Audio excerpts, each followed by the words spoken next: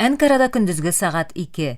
Исәнмесез мөхтәрәм тыңлаучылар, бүгін 2026 елның 9 гыйнвары җомга сез турыдан-туры эфирда Төркия авазы радиосының татар телендәге тапшыруларын тыңлыйсыз. Безнең программа 19 метрлы кыска дулкынның 15360 кГц ешлыгыннан 42 дәрәҗә көнчыгыш юнәлешендәге Түрксат 3А һәм Түрксат 4А иярченнәре белән www.trdinla.com интернет адресы аша һәм кесә телефоннарының TRT Dinla тыңла кушымтасыннан Вот Эст радио каналыннан тапшырыла. Бүгенге чыгарылышта соңгы хәбәрләрдән соң Төрки дөньяның йолдызлары программасы белән кызыклы темалар язмасын тәкъдим итәрбез.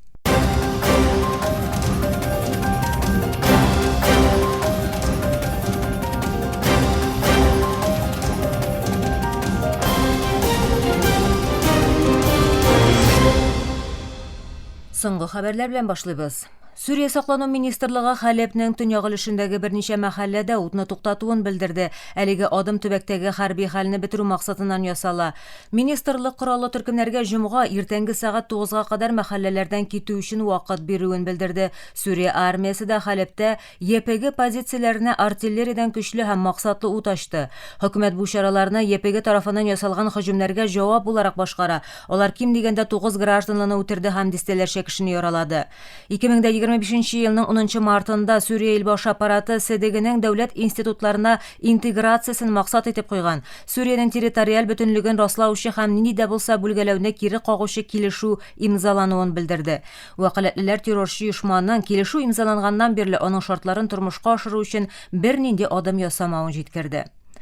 Төркия илбашы Рәҗәп Таyyip Эрдоган һәм Сүрия илбашы Әхмәт Әл-Шара телефон аша сөйләшү үткәреп, Сүриядәге соңгы вакыйгалар һәм илдәге тотрыклылыкны ныгыту юлларын карады. Әңгәмә барышында Шара Сүриянең милли принципларын яңадан раслады һәм барлык Сүрия җирләрендә дәүләтнең тулы суверенлыгын кабат торгызуның мөһимлеген ассызыклады.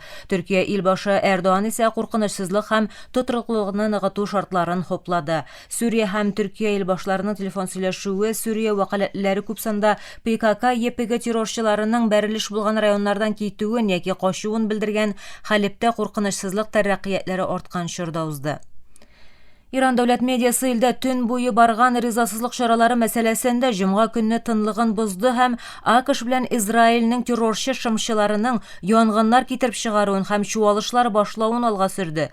Дәүләт телевидениесенең иртәнге сагат 8-дәге тапшыруында кыска һәм күзгә ташланмый торган итеп бирелгән бу хәбәр демонстрацияләр турында килеп ирешкән беренче рәсми аңлатма иде.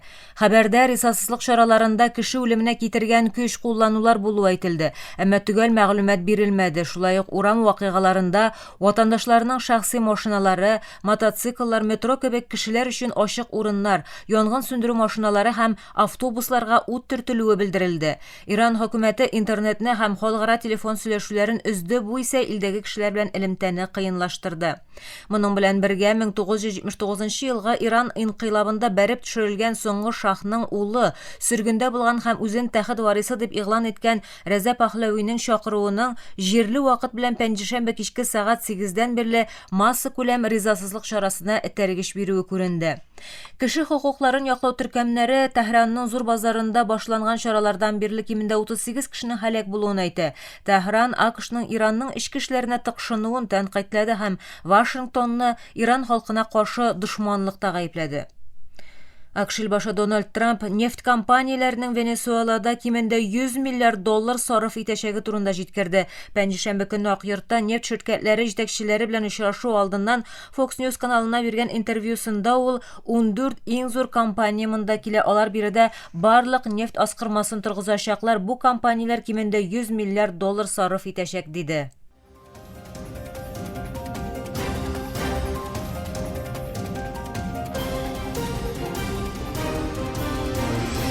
Төркия авазы дулкыннарында соңгы хәбәрләр тыңлыйсыз. Фәләстин гражданнар оборонасы хезмәткәрләре мәгълүматлары буенча пәнҗешәмбе көнне Газзада Израиль һөҗүмнәре нәтиҗәсендә ким дигәндә 7 кеше һәлак булган. Бу АКШ тарафыннан хупланган утны туктату килешүен тагын бер тапкыр бозу дигән сүз. Газзаның көньягында күченеп килгән фәләстинлеләр яшәгән чатырга дрон һөҗүме нәтиҗәсендә 4 кеше, шул исәптән 3 бала һәлак булган. Төньякта Җәбәлия качаклар лагере янында 11 яшьлек кыз үтерелгән. Израиль мәктәпне бомбага тотканда тагын бер фәләстинле үлгән. Хан Юнус янында айрым дрон һөҗүмендә бер ир-ат һәлак булган. Газа сәламәтлек саклау хезмәтләре мәгълүматлары буенча 2023 елның октябрендә Израиль геноцид сугышы башлаганнан бирле 71400дән артык фәләстинле үтерелгән, 171 меңнән артык кеше яраланган, күбесе хатын-кыз һәм балалар. Украина башкаласындагы Русия һөҗүмнәрендә ким дигәндә 4 кеше һәлак булган, 10 кеше яраланган. Киев мэры Виталий Кличко бу хакта Telegram каналында белдерде. Русия шулай ук төнлә Украинаның башка шәһәрләренә дә һөҗүм итте. Харьковны утка тотуы турындагы хәбәрләр әлегә расланмаган. Украина һава көчләре Киевка дошманның кешесез очу аппаратлары белән киң күләмле һөҗүме дәвам итә дип белдерү ясады.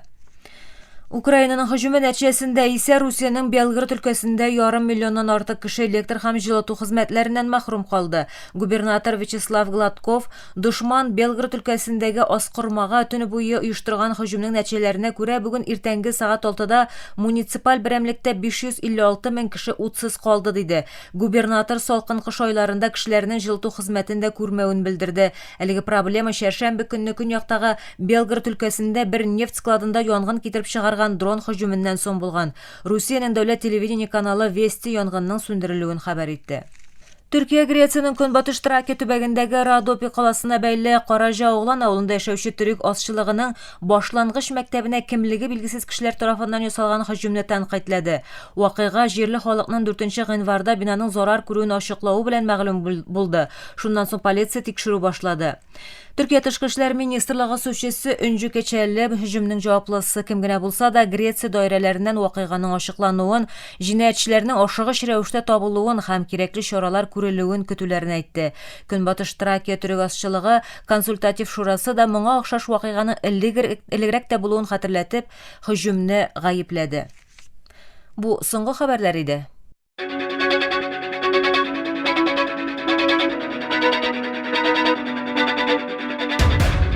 Төркия авазы радиосы бөтен дөньяга яңгырый.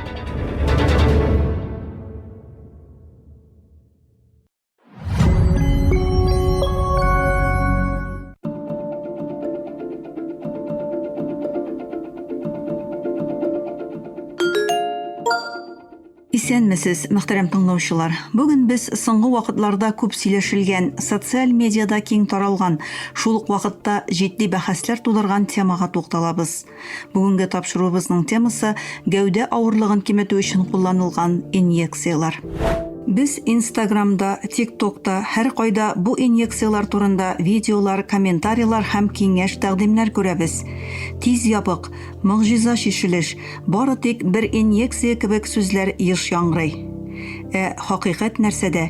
Бу инъекциялар чыннан да мөгъҗизамы, әллә яшерен куркынычлары бармы? Бүген без бу сорауларга Әнкара укыту һәм тикшеренү хастаханәсендә эндокринология һәм метаболик авырулар белгече профессор доктор Мустафа Алтайның аңлатмалары белән җавап бирәчәкбез. Социаль медиа һәм ялган мәгълүматлар. Соңгы елларда социаль медиада киң таралган ябыгу инъекциялары тиз арада авырлыкны киметү вәгъдәләре белән миллионлаган кешенең игътибарын җәлеп итә. Айруча танылган кешеләрнең куллануы алга сөрелгән бу дарулар җәмгыятьтә зур таләп тудыра.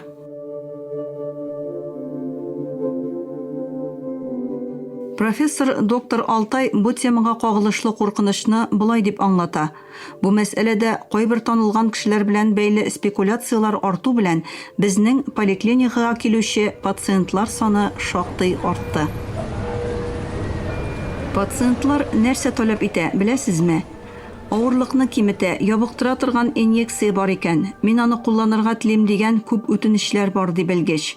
Профессор доктор Алтай сүзләренчә, социаль медиа йыгынтысы аркасында җәмгыятьтә ялган мәгълүмат бик күп. Бу ялган мәгълүмат тормыш өчен куркыныч тудыра. Нәрсә соң ул ябыгу инъекциялары? Профессор доктор Алтай булай ди, гәүдә авырлыгын киметү, ягъни ябыгу инъекциялары икенче типтагы диабетны дәвалауда һәм бигрәк тә яшәү рәвешен үзгәртү һәм физик күнегүләр кебек чараларга карамастан симерү белән авыручыларда кулланыла торган дәвалау ысулы. Игътибарлы булыгыз, симерү белән авыручылар ди табиб. Нәрсә соң ул симерү? Алтай әйтүенчә, алар гәүдә массасы индексы 25-тән югары булган кешеләрне артык авырлыкта дип, 30-дан югары булган кешеләрне симез дип билгелиләр. Димәк, бу дару бераз ябыгырга телим дип әйтүчеләр өчен түгел, ул җитди сәламәтлек проблемасы булган симерү белән авыручылар өчен кулланыла торган дәвалау ысулы. Иң мөһиме, белгеч шуңа басым ясый. Урынлы пациентларда яхшы нәтиҗәләргә ирешергә мөмкин, ләкин ул табиб күзәтүе астында ясалырга тиеш. Бу инъекцияны кем куллана ала, кем куллана алмый? Бик мөһим сорау туа. Бу инъекцияны һәркем куллана аламы? Әлбәттә, юк.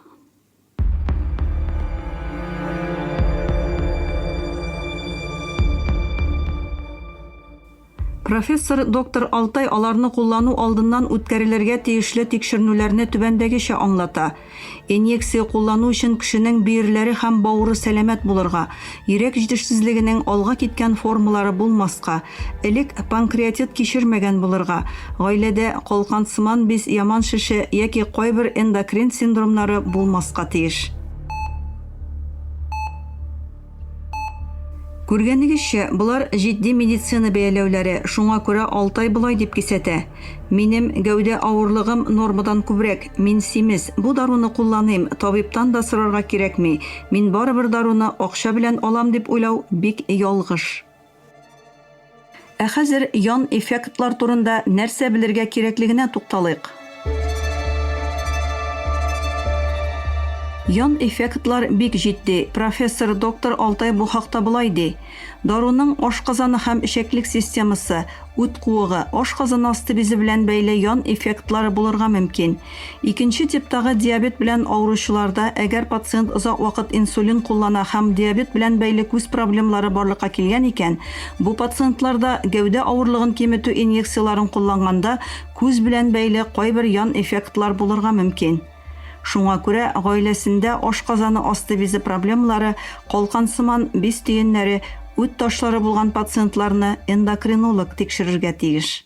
Ялган дарулар үлемгә китерергә мөмкин. Мәсьәләнең иң куркыныч ягы ялган дарулар.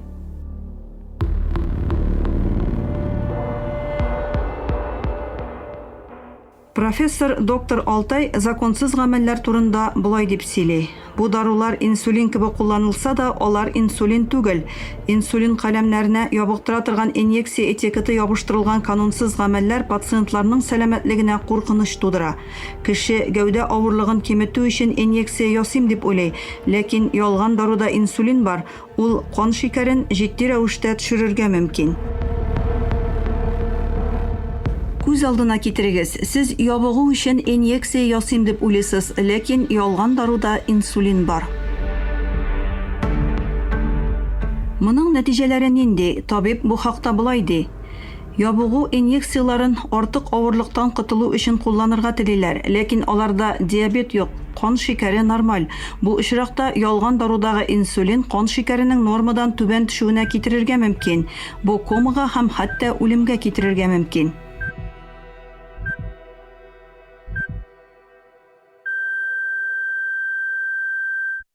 Әйе, дөрес ишеттегез. Бу хәтта үлемгә дә китерергә мөмкин.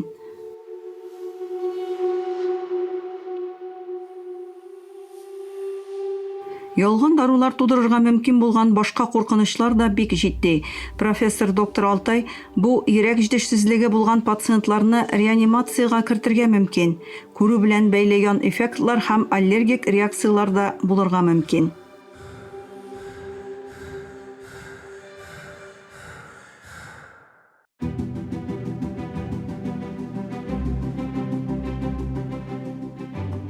Мөхтәрәм тыңлаучылар, бүген өйрәнгәннәребезне кыскача гына кабатлап узыйк. Гәүдә авырлыгын киметү өчен инъекциялар дөрес күрсәтмәләр белән һәм белгечләр күзәтүе астында кулланылганда симерүне дәвалауда яхшы нәтиҗәләр бирә ала. Ләкин бу гади эстетик процедура түгел, медицина ярдәме таләп итә торган җитди дәвалау ысулы. Социаль медиадагы ялгыш мәгълүматлар һәм тиз арада нәтиҗәгә ирешү теләге күп кешене аңсыз рәвештә куллануга һәм ялган эшләнмәләргә китерергә мөмкин. Профессор доктор Алтай ассызыклаганча, гәүдә авырлыгы проблемалары булган кешеләрнең башта эндокринологка мөрәҗәгать итүе, кирәкле анализларны тапшыруы һәм аннан соң гына, әгәр кирәк дип табылса, бу дәвалауны башлауы бик мөһим. Исегездә тотыгыз, сәламәтлек турында сүз барганда кыска юлларга түгел, фәнни һәм куркынычсыз ышанычлы ысулларга һәрвакыт өстенлек бирегез. Социаль медиада күргән һәр нәрсәгә ышанмагыз. Сәламәтлегегез өчен карарларны белгечләр белән бергә кабул итегез. Киләсе тапшыруда күрешкәнгә кадәр исән-имин һәм сау сәламәт булыгыз.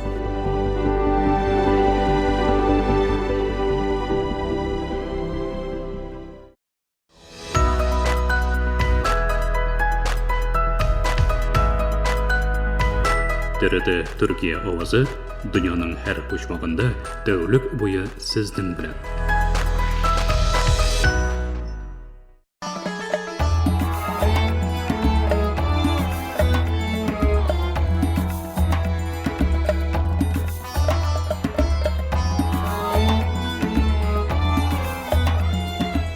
Төрки дөньяның йолдызлары.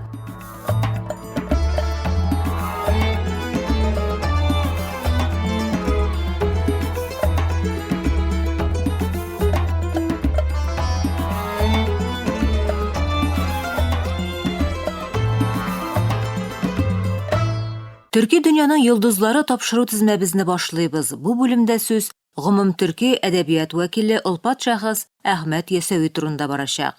Әхмәт Ясәви төрки халыкларының дини һәм суфыйчылык тормышында тирән эзләр калдырган бөек әйдәп баручы һәм шагыйрь. Ясәвия мәктәбенә нигез салучы буларак та танылган шәхес ислам динен төркиләр арасында тарату һәм суфыйчылыкны формалаштыруда мөһим роль уйный. Әхмәт Ясәвинең туган көне тәгаен генә билгеле түгел. 11 гасырның икенче яртысында дөньяга килүе фаразлана. Туган җире булып хәзерге Казакстан территориясендәге Яссы, хәзерге Түркстан шәһәре күрсәтелә. Әтисе мөгъҗизалары белән танылган Шәйх Ибраһим Мәхмүд улы, әнисе Муса шәйхнең кызы Гайшә хатун. Әхмәт Ясәви бик иртә ятим кала. Ул апасы Гәүһәр Шәхназ белән Яссы шәһәрендә төпләнә. Билем алуын Яссыда башлаган Әхмәт Ясәви балачактан ук рухи сәләтләре белән тирә-юньдәгеләрнең игътибарын җәлеп итә. 7 яшендә ул Арслан баб дигән кешенең тәрбиясенә алына. Аның вафатыннан соң заманының гыйлем үзәкләреннән берсе саналучы Бохарага китә һәм анда бөтен мөселман дөньясының мәшһүр шәхесе, рухание Шәйх Юсуф Хамадининың шәкерте була. Устазы үлгәннән соң аның урынына суфилар башлыгы булып кала, тик бераздан әлеге вазифаны Габделхалик Гүҗдүванига тапшырып, Яссыга кире кайта һәм гомеренең ахырына кадәр биредә эшчәнлек алып бара.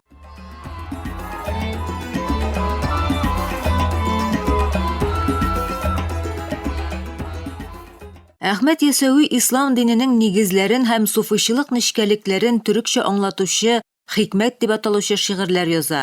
Әлеге хикмәтләр исламны яңа кабул иткән яисә әлеге мөселманлыкка күчмәгән төркиләр арасында дини мәгълүматлар һәм суфыйчылык фикерләренең таралуына йогынты ясый. Аның шәригать белән мәзһәбне гармонияле берләштерүе Ясәвия мәктәбенең төркиләр арасында таралуын тәэмин итә. Иң танылган хәлифәләреннән берсе Сөләйман Бакыргани аның белемнәрен Хорезм төбәгендә дәвам итә. Әхмәт Ясәвинең иң билгеле әсәре Диваны Хикмәт. Ул исламның төркиләр арасында аңлаешлы телдә таралуына өлеш кертә.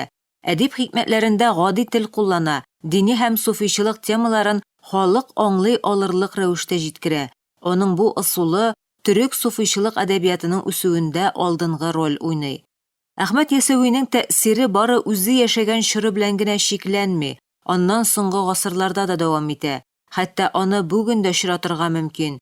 Ул Анадолуда үсеп чыккан суфийчылык хәрәкәтләренә дә йогынты ясый. Бигрәк тә Хаҗи Бәктәш Вәли, Хаҗи Бәйрәм Вәли шикелле суфий лидерлар аның изеннән бара. Әхмәт Ясәвинең тормышы төрле аңлатулар белән баетыла.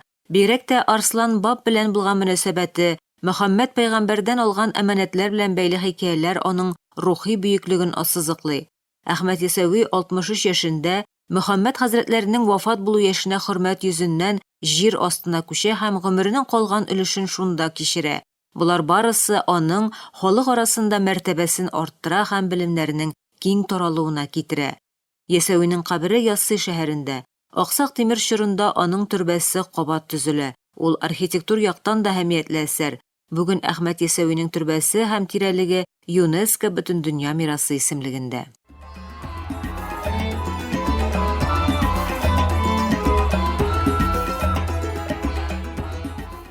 Әхмәт Ясәви ислам диненең төрки халыклар арасында таралуында һәм суфичылык фикеренең формалашуында әһәмиятле роль уйный. Аның гади тел белән язган хикмәтләре дини мәгълүматларның киң катлауларга ирешүен тәэмин итә һәм төрек суфичылык әдәбиятының нигезен барлыкка китерә. Ясәвинең мирасы бары Урта Азия белән генә шикләнми, Анадолудан Балканнарга кадәр киң мәйданда тәэсирен сиздерә. Хәзерге вакытта аның белемнәре һәм әсәрләре суфи фикерен аңлатуда мөһим чыганак буларак бәяләнә. Мөхтәрәм тыңлаучылар, игътибарыгызга халыкара мөнәсәбәтләр белгече Җәмил Дугаш Ипәкнең гомумтөрки әдәбият вәкиле Олпат шәхес Әхмәт Ясәви турындагы язмасын тәкъдим иттек.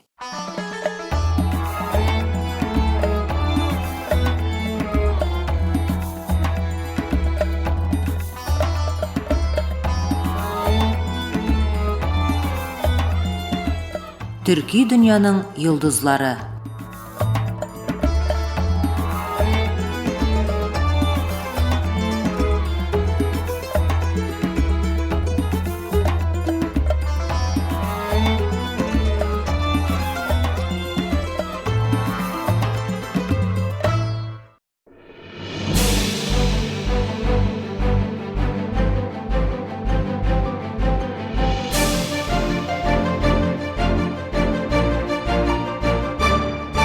Эфирдә Төркия авазы.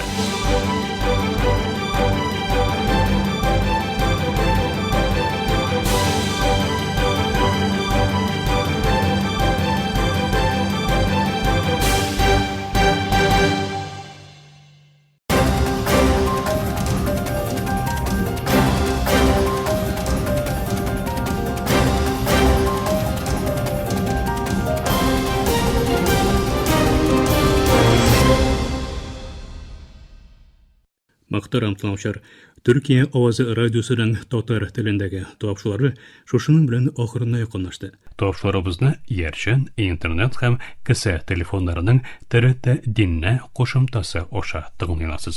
Безнең программа һәр көн Төркия һәм Казан вакыты белән көндезге сәгать 2дә 19 метрлык кыскалыкның 15360 килогерц эшлегендә. Төрксат 3 һәм Төрксат 4 ярышны белән 3 тапкыр w.trt.dinna.com интернет адресы аша вот из радио каналыннан тапшыла. Ярты сәгатьлек тапшыруларыбызның кабатлавын Төркия һәм Казан вакыты белән сәгать кичке 8нче ортада 42 дәрәҗә көнчыгыш юнәлешендәге Төрксат 3 һәм Төрксат 4 ярышлары белән 3 тапкыр w.trt.dinna.com интернет адресы аша һәм кесә телефоннарының ТРТ динне кушымтасы аша вот вес радио каналыннан тыңлыйларсыз. Тапшыруларыбыз турында уй фикерләрегез һәм киңәш тәкъдимнәрегезне көтеп калабыз. Мөхтәрәм тыңлаучылар, безнең адрес латин хәрефләре белән ПК33 Яне Шакир, Анкара, Төркия. Почта индексы 06443. Электроник почта адресыбыз tatar@trt.net.tr. Әлегә без сезнең белән саубуллашабыз. Эфирдә киләсе очрашуга кадәр.